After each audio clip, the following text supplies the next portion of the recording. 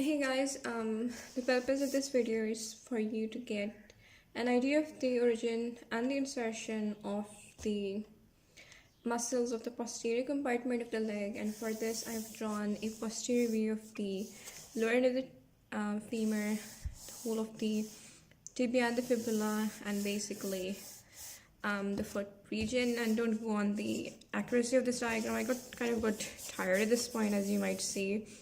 Purpose is to get the origin and the insertion and not the anatomical accuracy of this drawing, which is fine, I think, but still. So if we start, now this is my way of making sure that you never forget the origins and the insertions. In red we will have the origin, and basically in blue we will have the insertions. I will also be annotating stuff which I believe I may not have shown that well without the annotation, which is why I'll be adding those so you know what exactly I'm talking about, because you don't tend to get the drawings, you get to write down the origin and the insertions. So we will start with the Popliteus muscle, which is a deep muscle of the posterior compartment of the leg. This is lateral and this is medial. This is a lateral condyle and this is a posterior condyle, right? And obviously the part that we're seeing, this part over here is basically the posterior part of it. And where exactly does the origin happen? It doesn't happen from the posterior surface of the lateral condyle. It actually happens from the lateral surface, the one that is facing in this direction, which is a bit difficult to draw that in. So I'll kind of have to draw it like this, this is like it. And kind of like this, we have that whole thing happening, right? Again, not anatomically accurate per se. This is basically my way of trying to show the shape as you would see it. So assuming that this is the lateral surface which can be viewed at an angle, the origin of the popliteus starts from the lateral surface of the lateral condyle of the femur. The femur has two condyles. This is lateral, this is the medial, and from the lateral condyle of the femur, from its lateral surface, we have the origin of the popliteus muscle. And I'll draw this in kind of like this in orange because I don't have red. Now this isn't the only place where this happens. Part of the origin is also from the menisci of the knee joint, from the lateral meniscus and the outer margin of it, to be more exact. So if I were to draw this like this, if this was, for example, my attempt at drawing the lateral meniscus, which is basically a crescent shaped, it's a crescent that is a half moon shaped kind of ligamentous structure. So from the outer margin of it, the one that can be seen from over here, we also have the origin of the popliteus muscle. Right, so I'll write this down over here so there isn't any chance of anyone ever forgetting this, including myself at that. So we have the origin of the popliteus muscle, which is a deep muscle of the posterior compartment of the leg, happen from two places. Number one, right? Number one, it happens from the lateral surface, not the border, not anything else. The lateral surface, that is the surface of the lateral condyle of the femur that is facing away from the body line. And the origin also happens, and the origin also is taking place from the outer margin, and this is important because it is an inner margin as well, and ends and stuff. So not from the inner margin, but from the outer margin. Right, so this is the popliteus muscle. Right, so we are done with the popliteus, its origin. Now what about the insertion? Where does the insertion of the popliteus happen? The origin is from the femur and from the lateral meniscus. But where does the insertion happen? If you've seen a diagrammatic drawing in which the muscles are shown, you will see that the popliteus is basically a very short muscle and it's kind of like from here till here, and that's exactly what it is. This is lateral. The popliteus muscle goes from lateral to the medial side of the leg. And over here we have the tibia, but not all of the medial side. At this part we basically have, I'll try to draw this so it's clear. We have something known as the soleal line, which gives origin to the soleus muscle. It kind of starts like this, and the presence of this line basically divides the posterior surface of the tibia. So the insertion happens over here. It happens on the posterior surface of the shaft of the tibia above the soleal line. So the part of the shaft of the tibia that is above the soleal line and on the posterior surface of the tibia is receiving the fibers of the popliteus. Again, this is the soleal line. This is important.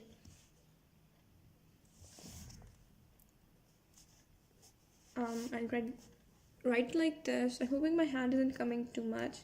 It is a bit difficult to position the camera. This is the soleal line. Above the soleal line on the posterior surface of the tibia, not just the tibia, the posterior surface of the shaft of the tibia, we have the insertion of the popliteus muscle.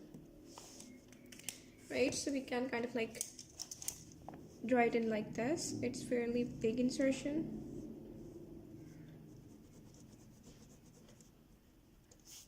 So what about the function of the popliteus? Even though it's a bit of a small muscle, the popliteus has a very important function, and its function is basically in the unlocking of the knee joint, right?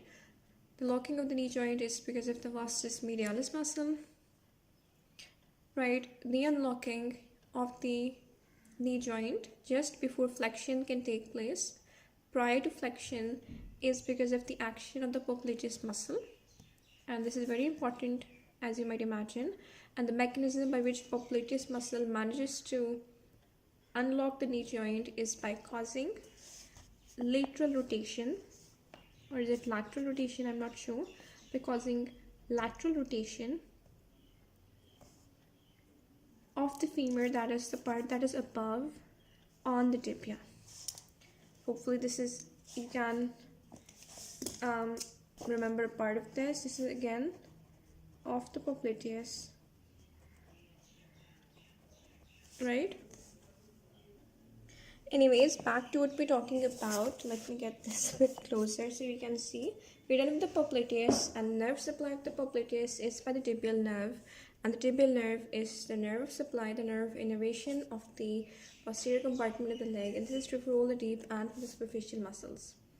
Now if we talk about the flexor digitorum longus and the flexor hallucis longus, and these are important muscles in the flexion of these basically, and also plantar flexion to an extent. Not, well, it's still important in that extent.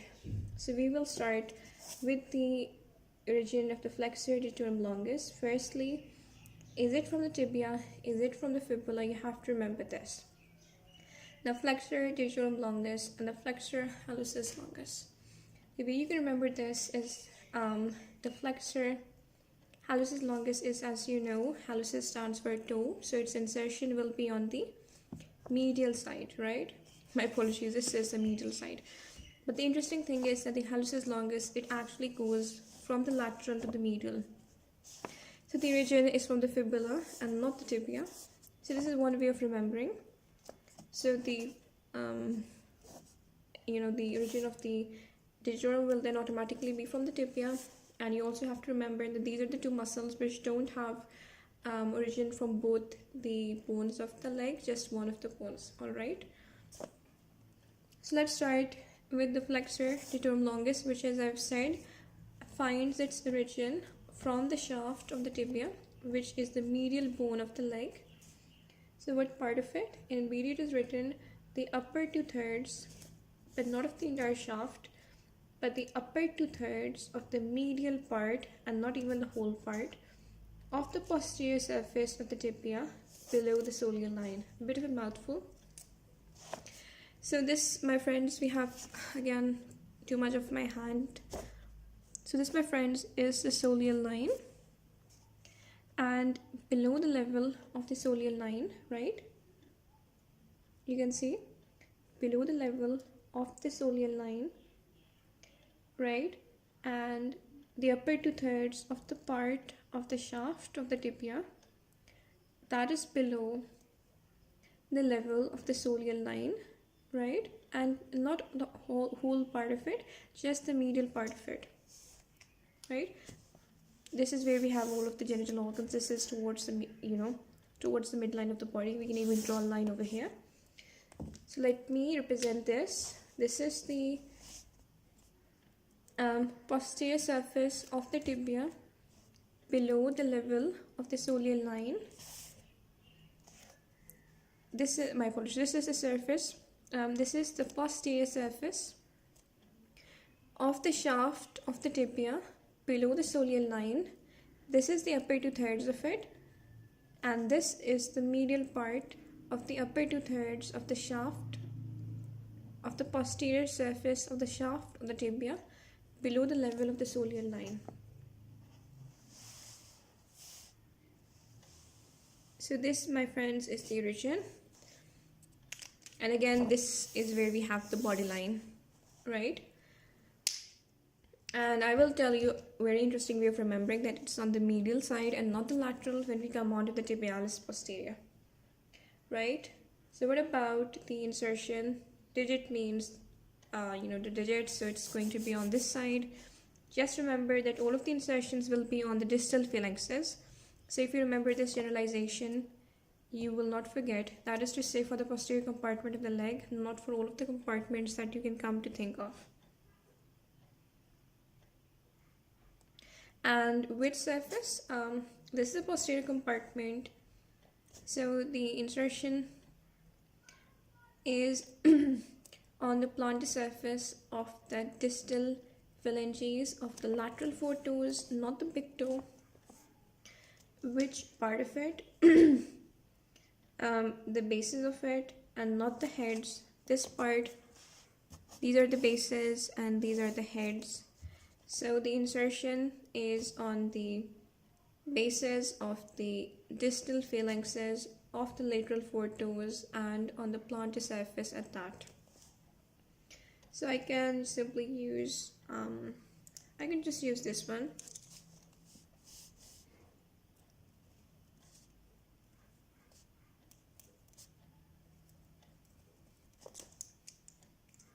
Right, so I'll just write this down. So we have the flexor digitorum longus, right? And the flexor digitorum longus has its origin on one of the two bones of the leg. Which bone? The answer is the tibia, right? And it's not the fibula, because if you remember from Flexor hallucis longus, and since we have previously maintained that the flexor hallucis longus, the hallux part meaning the toe, would have its insertion on the medial part, but will actually originate laterally. So that leaves the medial bone, that is the tibia, for the origin of the flexor digitorum longus.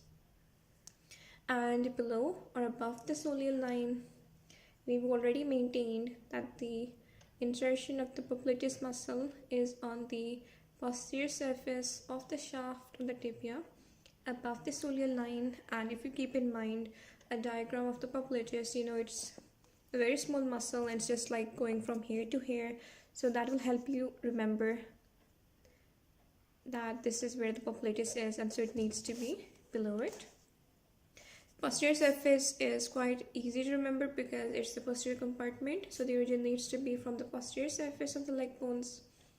And the reason for the medial, the way you can remember this, I will be telling when we're doing the tibialis posterior. So the question is, what is the main function of the flexor digitorum longus? And when you come on to the parts of the foot, you will find that this is quite an important muscle in various respects. So number one, it flexes because the posterior compartment is a flexor compartment, so obviously it's going to be flexion. It flexes the distal phalanxes to which it finds its insertion. It is a plantar flexion of the ankle joint. you need to know the difference between dorsiflexion and plantarflexion. Plantarflexion is kind of like, it's actually kind of like what you would expect extension to be.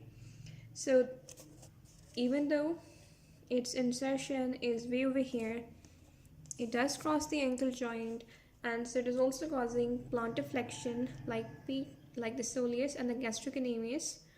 But its main function is the flexion of the distal phalanxes, and you can try doing that. And thirdly, the support function. It supports the medial and the lateral longitudinal arches of the foot.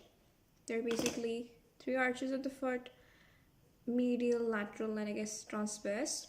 So the medial and the lateral are the ones that are supposed to be supported by the flexor digitorum longus. Why both medial and lateral is because it basically splits into 4 tendons prior to insertion, so it's covering most of the medial and the lateral aspects of the foot. So it stands to reason that it would be supporting both the medial and the lateral. Don't worry, we will go over all of this again. So now we are going to talk about the flexor hallucis longus. So where do we find the origin? Obviously on the fibula. Which part of it? It's actually kind of written over here as well. I'll be showing you the one diagram that is in letters. In the lower 3/4 of the posterior surface of the fibula, with the exception of the lowest 2.5 centimeters, right? So why not this part over here? That is, why not the upper 3/4?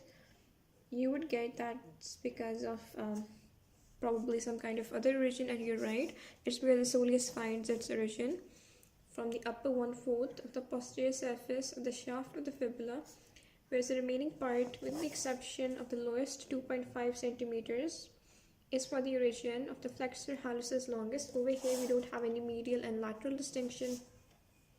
Try to remember that, and you can kind of think it like this: the flexor hallucis longus is the biggest toe, so it has the biggest contribution, or the biggest, like it's getting the biggest share of something, so its origin is also having the biggest share, right? And I'll draw this in. So I'll kind of like start it at the level this is to get an idea of the upper 3/4. Again, draw it like this.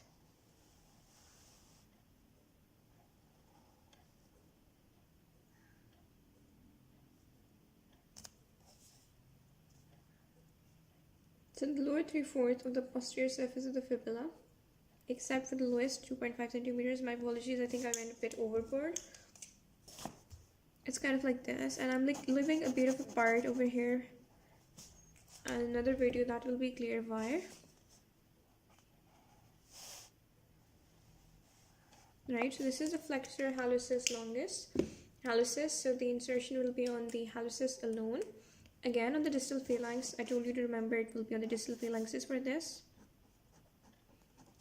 Flexor hallucis longus, and the insertion is on the plantar surface, that is the surface that is on the sole of the foot, on the distal phalanx of the big toe.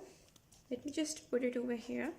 I mean, you can kind of like do this. This is with the flexor hallucis longus, and as you would imagine, its function is again its flexion of the big toe, of the distal phalanx of the big toe. Also plantar flexion because it passes over the ankle joint, and it also has a supportive function, but compared to the flexor digitorum longus, it's just limited to the medial side, so it just supports the medial longitudinal arch of the foot, right? That is a function. Now the most interesting one is the tibialis posterior. The tibialis, something I forgot is that the flexor hallucis longus does have part of its origin from the interosseous membrane, because as I said, it has what you might call as the the biggest share of it all, so you can kind of like extend it a bit over here to kind of show that. Then the tibialis posterior is interesting because while the Digitorum longus and the Hallucis longus had their origin from just one of the two bones of the leg. The Tibialis posterior will have its origin from both, including the interosseous membrane. So it kind of has the lines here of everything, right? So what is the details of the origin? The upper 2/3 of the lateral part of the posterior surface of the tibia below the soleal line. So the part that is left is for the tibialis posterior. This was the upper 2/3 of the medial part of the posterior surface of the shaft of the tibia below the level of the soleal line, which is a very important landmark of the tibia, something they can ask in a viva in a substage. This is where part of the insertion origin is happening, like this, but that's not the only place. Also the posterior surface of the fibula in front of the medial crest. So this part over here. So this is a bit big, they haven't actually mentioned which part, but it's like kind of like this. This part is indeed a part of it, which is why I kind of made it like this. This part and the posterior surface of the interosseous membrane, which is from over here till over here.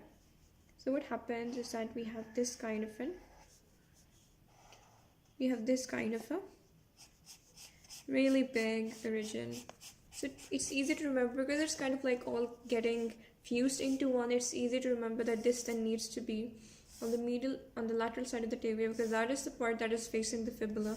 So therefore FTL will have to be on the medial side and this on the lateral side.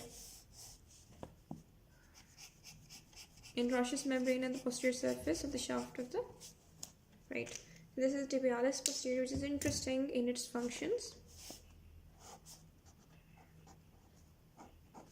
This will have an interesting insertion, right? The insertion will be very interesting for the tibialis posterior, unlike that of the tibialis anterior. So we will have the insertion in literally every tarsal bone, right? With the exception of the talus, right? And even onto the second, the third, and the fourth metatarsals, right? So let's start it by leaving this. Let's draw this over here. So the tuberosity of the navicular. We also have it over basically literally all of the tarsal bones, except this one over here. This is the second, this is the third, and this is the fourth metatarsal.